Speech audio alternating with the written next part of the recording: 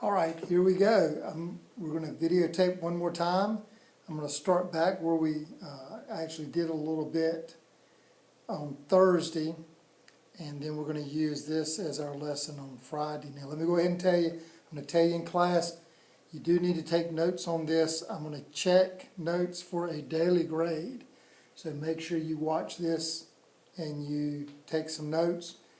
You know, you can do what's underlined, main points, whatever you think, but I need you to take notes on this. Realize I do not have to be in the shot to say what I need to say, so we're going to do it this way. Maybe this will help you out a little bit better. But we talked about this today, the turning points of World War I, and we talked about the American Expeditionary Force. Starts out small, gets bigger, and then of course the Navy is far ahead of the Army, but eventually the Army is going to catch up. Army is led by John Blackjack Pershing, leader of the American Expeditionary Force in France, and of course France is where most of the fighting is going to be taking place. The American soldiers are called the doughboys. One of the things I want you to take note is just, it really amazes me, the uniforms that they use, the knapsacks they have, all the things the accoutrements, as they say, to take all the material with them into battle. And then we discussed the African American troops, the plight of the African Americans. They come over anywhere from 350,000 to 400,000 serve. There are segregated units, but a positive, they are going to be allowed to fight more than the USCT in the Civil War. They are going to eventually have African American officers, which was unheard of in the Civil War. They do receive some of the French Legion of Honor medals. And of course the Army was their best chance instead of the Navy. Navy, they were just relegated to cooks and things. So then we talked about trench warfare, and we talked about how that worked out. No man's land is the area in between. This doesn't really give you a good indication of it right there. But what I'd like for you to do is, if you will click on this trench warfare and at least look at the video, that will help you and do pretty well for you on that. Where this says see video clip, I think that is the same video, so don't worry about clicking on that. And then this just gives you examples. As we said, we got the guard there, we got guys sleeping all throughout, and that's the life that they had to live at the time. All right, we got the trench foot, gives you a chance to look at that. That's just rotten meat. I mean, you can imagine the pain that guy's in. And then there's no man's land, so we're kind of finished in class right here. No man's land, it could be anywhere from 25 yards, 100 yards between the two trenches, two lines of trenches. And as you can tell, just look at all the trees that have caught shrapnel, exploding artillery shells that have just decimated the trees that have taken place. And then you can see barely where some trenches are here and there. And that's the main killing field that's going to take place. In general, you're safe when you're in the trench until the other side attacks you. If you look, there they are jumping out of their trenches to go across no man's land to attack the other side. Now, we're going to talk about several new types of weaponry that takes place in World War I. Some of it actually starts in the Civil War, but the way it's developed by World War I makes it just so much different than what it was in the Civil War. The first one is mustard gas. It is a poisonous gas that basically just eats up your internal organs. If you've ever been in the pool, and I know many of you have, imagine a pool that is grossly overchlorined. That is kind of the analogy with it. Can you imagine breathing in that chlorine and it getting in your respiratory system, just burning holes in your lungs and in your respiratory pipes and stuff? Mainly the Germans are going to use it, and of course what then is going to take place is we're going to have to develop gas masks to combat that. We're also going to have tanks and airplanes, which they called biplanes at the time. So the mustard gas, if you look, it would be sent over in a shell, kind of like an artillery shell. It explodes, the mustard gas goes in the air, and you really can't do anything. Even if you have a gas mask on, if you're so close, it gets on your skin and burns your skin. You can imagine if you've been in that pool that had too much chlorine in it, and you still swim in it, but later on your eyes start to burn. It's the same thing. You can look at the welts on this guy's skin and just think there's not a whole lot they can do for you with that. Later on, this is going to be outlawed by the Geneva Convention after the war, that nobody can use it. One of the problems that's happened is lately, some of the Middle Eastern countries, like Saddam Hussein was supposed to be using mustard gas on the Kurds and stuff. All right, here are some German soldiers, and I threw that in there. Can you find Hitler? And of course, here's the X, and that is Hitler. He did not have the short mustache like this guy right here, which was a very popular, the two most popular mustaches of the time was kind of the handlebar one, and then the one like Hitler used, even though here Hitler has the handlebar one.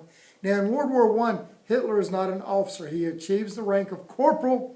He does not do anything significant in World War I, but yet he rises to the Fuhrer in World War II. There you see an example of two modern technologies of World War I. The gas mask, and if you look at it, they have pipes that go down from the front of it. See the pipes? And what it does, it goes to a breathing apparatus, a box that has a filter in it, and that filters out the chlorine gas. And then, of course, the machine gun. Now, we have the Gatling gun in the Civil War, but that's totally different than these machine guns. And if you would look on the right-hand side, it's going to have the bullets. It's in a strip. It comes through. They shoot the bullets. And if you look at it, the barrel is really big because it probably has water in it. One of the defects of this is you shoot so many bullets, it heats up the barrel. And then that would cause the bullets to jam up. And so what happens, you see there's the barrel. That's really the size of the barrel. And then the outside part is a water-filled barrel tank to cool off that barrel. Now, let's talk about the Russian Revolution. That's going to be a huge thing on this video. Russia is part of the Allies. They are fighting in it, but Russia has major problems. Major problems. The head of the Russians at the time is Tsar Nicholas II. If you look, there is this title.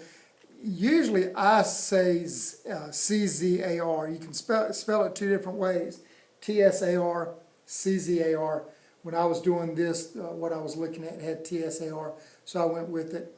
But Nicholas II, who is a good guy, but not a very good czar, not a very good leader, he is in charge of the army, just like our president technically is the commander-in-chief. He does get advisors. The Tsar Nicholas here does not listen to people very well. And so what has taken place is Russia, the people are out of food. They don't want to be fighting in the war. They don't feel that Germany was going to invade them. Tsar Nicholas has kept Russia in the war against the people's wishes. The provisional government actually has a revolution, overthrows the Tsar. You may have heard of, Disney did a little thing about Anastasia. That was his youngest daughter. And what they do is they get the whole family together, they imprison them, and then eventually they assassinate them. And then Disney's, there's always been the story of Anastasia, who supposedly lived through the assassination. There are women throughout Russia who have claimed to be Anastasia, back in the day. Not now, but back in the day. No one has ever been able to prove they were Anastasia. And then, of course, Disney does the movie and stuff. Now, when we have the Russian Revolution, they overthrow Tsar Nicholas. They do set up a provisional government, as we said, I think I mentioned the other day. We have the fight between the Red Army and the White Army. The Red Army is going to basically be the communists. The White Army is Great Britain and the United States, somewhat of a democracy. The provisional government is going to win. I mean, the provisional government, to be honest, is more of the White Army to begin with. And then the Red Army is going to overtake them. But this here's what you just need to know. Now, the Red Army is led by the Bolsheviks. It is the Bolshevik Revolution. So they're going to come in and overthrow this provisional government. Why, might you ask? They've already overthrown the Tsar. Well, the provisional government keeps them in World War I. So when the Bolsheviks come in, led by Lenin, Stalin, all those guys, they are going to say, we're getting out of the war. We don't have anything to accomplish by it. So in the Revolution of October Revolution, the Bolshevik Revolution, whatever you want to call it, Lenin and the Bolsheviks withdrew Russia from the war. And of course, they install communism. And one of the things they do, just like America does, they set up all these pro-communist propaganda. And if you look at this poster here, what that symbolizes is how America and Great Britain were in Russia trying to set up a government. And then, of course, the communists of Lenin, Stalin come in and sweep them out. And there, of course, is V.I. Lenin, Vladimir. Now, let's get back to World War I with America. So America is fighting in the war. We've been, in the trenches. To be quite honest, battles are not really won very much in World War I. It is a lot of stalemates, not gaining much ground. But probably the biggest one for us is the Battle of Belleau Wood. It is the first real American victory. The Germans were advancing into France at the time, and the Marines come up and stop the German invasion. Now, it is a great victory, don't get me wrong, fantastic victory. But what happens is because the Marines are the main reason they stop the Germans, the Marines become their own great publicists. They send tons of stuff to the newspapers, to the radios, about what they did at the Battle of Belleau Wood. And I'm not hating them. I think that's a great thing. But it just becomes a propaganda factory. But like I said, I don't blame them for doing it. So the war is getting ready to be over. And Wilson is already talking to some of the other leaders of the Allied countries. And he starts putting out his idea of what they call the 14 points. Now, the 14 points are like tent poles of what he wants to do. Keep in mind, what is his goal in World War I? Give you a second to think about it. Okay? Peace without victory. He does not want to go in there and defeat Germany. He doesn't want to go in and punish Germany or Austria-Hungary for doing this. So what he wants to do is, what can we do to make the world better? Remember, a better world for democracy. So he has 14 little tent poles. And if you look at them, plan 1 through 5, freedom of the seas. That way you have free trade, never have U-boats sinking ships again. No tariffs. Boy, that'd be a great thing. No secret treaties. Remember, the secret alliances are what made this a world war. Fair colonial agreements, which, would be a little bit analogous like the open door policy with China. Everybody's going to be able to do things with everybody else. Reduce arms. Reduce arms. What he wanted to do was to restrict people from having huge navies, coming up with all these new weapons and ammunition and things like that. So he wants to do all those things. Now, here's the thing. The other countries are not into this. They want reparations from Germany. And that's what they're looking for. So they're going to put all these things on Germany, but they're not going to agree to much of them. So one of the other things that's going to happen is they do want to create new countries. What do we mean by that? Well, Germany had invaded Russia during World War I. So what Russia and France to some degree, want to do is let's establish some new lands, what we'd call buffer states, small little countries, so that when Germany comes in, before they get to the big country of Russia, they're going to have to go through those. Great for Russia and France, not so good for these small countries who are not going to be able to have big arms. Now, the most important of the 14 points is the 14th one, the League of Nations, which is a predecessor of our United Nations. And so what he wanted to do is he wanted to have kind of a general assembly where each country sent in a representative, and then based on that, they could work out their problems. We would have a world of peace. You would have a kind of a courtroom that if somebody did something to you, you took them to the court at the League of Nations, and then they put that on trial, and the League of Nations at the time would determine who was right, who was wrong. Very similar to today, but once again about as strong as, well, it was much weaker than the United Nations today. However, the United Nations is not very strong today either. So Wilson wanted these new nations created, as you look at them here.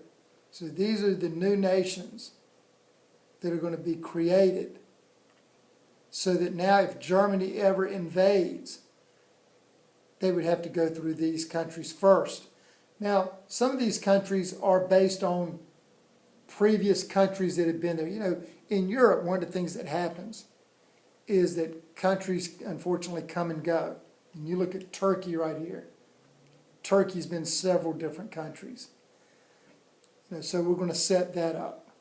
If you look over here, we're setting up countries between France and Germany over there. But of course, once Germany decides to invade in World War II, they just do it. So the treaty, we're not going to have a Treaty of Paris. It is going to be in Paris, but it's going to be called the Treaty of Versailles. Is going to lay out this peace treaty for Germany to go by. So before we get to the Treaty of Versailles, we have an armistice. It is a ceasefire. That's what an armistice is. It is November 11th, 1918. Basically what it does, it says, look, we've not got total peace yet. We don't have a peace agreement. But we're all going to just cease fire and let our representatives get together. So it is signed on the 11th hour of the 11th day of the 11th month. And that is why today it has morphed into our Veterans Day of November 11th, 1918. Goes all the way back there. All right? If you look at it, we're going to have representatives of France, Germany, Great Britain. They're going to meet in a train car outside of the French town of Rathons, I think. I apologize. I don't know it. I'll try to find that out for you. But here's one of the interesting things. This is right outside, it's in France, right outside one of these towns. And of course, when Germany invades France, and France has to surrender, Hitler is going to make them sign that surrender in that same train car. He finds that train car, brings it in, and they're going to have to sign it in that same one. Because Hitler, you know, he's vengeful, for lack of a better term. So if you look, there it is. During World War II, that's where they are signing it as well. An armistice between France and Nazi Germany. Of course, these Frenchmen are more of a defeated, they're defeated France. Keep in mind, France tries to stay independent throughout World War II, but the Germans come in and take over Paris, all that. So this is the casualty list of World War I. One of the things I want you to notice, look who's at the top, Russia. 1.7 million Russians are killed by the Germans when they invade Russia. Look how many men and women are killed. And keep in mind, Russia has women actually fight in World War I. They're going to have even more fight during World War II. It's going to be amazing. Germany, because they're the aggressor and they're fighting everybody, 1.6 million. France, because that's the other one, you think about it, Germany is in the middle, along with Austria-Hungary, and they're fighting on both sides. Germany on one side, France on the other. If you look at it, Britain is down here, and then if you go all the way down here, America is way down here, fortunately, but more because we got in late. We're only in there a few months. These other countries do get involved. If you look at it, Belgium, which is a very small country, has 44,000 dead, and look at those wounded. 450,000 wounded for Belgium, because remember the Schleifen plan. That is when Germany goes through Belgium to come around the backside of France. So, what's going to happen is the leaders meet at Versailles, that is the Palace of Versailles, outside of Paris, and you're going to have U.S. with Woodrow Wilson, and then you got France, Great Britain, and Italy. One of the things they're going to talk about is what do we do with Germany so this doesn't happen again. And we then lead into what I think is one of the craziest treaties we ever have. These guys get together, they are vengeful, they do not like Germany because Germany begins this whole shebang, and they are going to treat Germany really bad. Now the big thing I want you to take away from that is this, that Germany is going to be treated so badly, their economy is going to go in the dumps. They're going to go through a huge depression. But what that does is it allows the Russian people to look for a savior. Who can come in and help us? Who can come in and get our economy going? Bring back nationalism to us. Bring back German pride. And that is going to be Hitler. Now, there's going to be a German government during this time, don't get me wrong. But the key is who can come back in and restore us. And because of the Treaty of Versailles, because of how problematic, vengeful it is, it's going to allow that to take place. So in that, Germany has to sign this war guilt clause, which means they have to admit they're the ones who started it. They have to pay reparations, which means to pay people back because they have spent money on it. They lose all their colonies down in Africa. The war reparations alone are $33 billion. And in that time period, that is a huge amount of money. So it is a treaty of hate and revenge, not a treaty of peace. You look at this, now granted, Russia is not part of this. Because remember, they withdrew, so the Allies did not let them be a part of it. But these folks here are going to make it just a terrible treaty for people to get along with. So if you look here, these are the main terms of the Versailles Treaty. And I'll point out some of the things. Surrender of all the colonies. They have to give some land back to France. There's going to be a 15-year occupation of the Rhineland, which is land right next to Germany. Germany must demilitarize there, but that's going to be one of the first pieces of land Hitler goes back for. You look at the reparations, $33 billion. Germany declares guilt in causing the war. Limitation to their army. So originally they're not going to be able to build their army up. They cannot have more than 100,000 men. They cannot have a draft, no tanks, no heavy artillery, no poison gas, no aircraft, no airships. But here's the deal. Hitler is, when he comes in, he's going to bring all that back. He is going to ignore the Treaty of Versailles. Keep in mind, if in America today we did away with all the factories that made weapons, machinery for the military, what would our unemployment rate look like? It'd be huge, because so many people in America work in factories that provide our military with, accoutrements, weapons, things. Limitation to the German Navy. had to have vessels under 100,000 tons and no submarines. Of course, Hitler's going to break all these rules. So they signed it under protest, and even the United States Congress does not ratify the treaty. Of course, the people of France and Great Britain, they thought it wasn't hard enough. They were looking for the trial of the Kaiser and other war leaders. They wanted to execute them. Cooler heads prevailed and allowed them to stay there.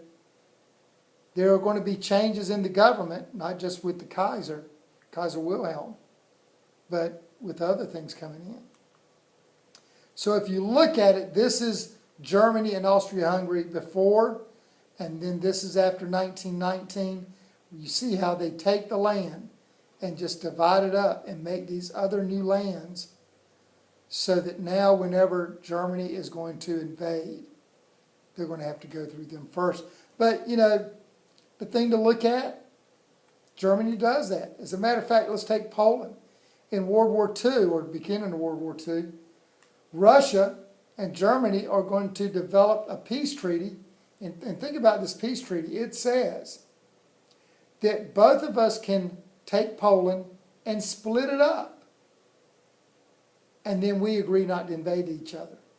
So Russia itself later on is going to take part of Poland.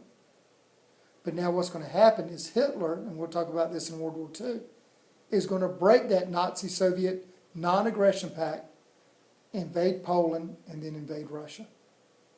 Crazy, crazy move by Hitler. So if we look at it once again, Germany and Austria-Hungary, this is what we have today. All right, there's the Palace of Versailles in France. It is the royal palace for the king. Here's the inside. It's got the Hall of Mirrors in it, which makes it look huge. And then you got Woodrow Wilson and the leaders, John, of the other place. There, look at that. Pretty impressive. And so we're going to talk real quick about the League of Nations, set up to keep peace, but it had no enforcement powers. And here's the bad thing. This what crushes Wilson. This is his idea. But keep in mind, as the president, he still has to rely on Congress to agree to do it. Lo and behold, they are not. The U.S. never joins the League of Nations. It is set up in Geneva, Switzerland. It is a great idea in a perfect sentence. But what really hurts is because America not getting in it, it goes to the wayside. And then it is still around when Hitler begins doing his stuff over in Germany, but because they have no enforcement powers, guess what?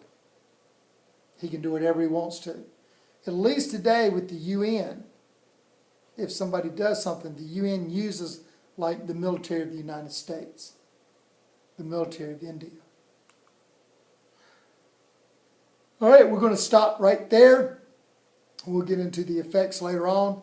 Make sure you do notes. Make sure you'll be ready. This is all about you getting ready for the College Board exam and this test.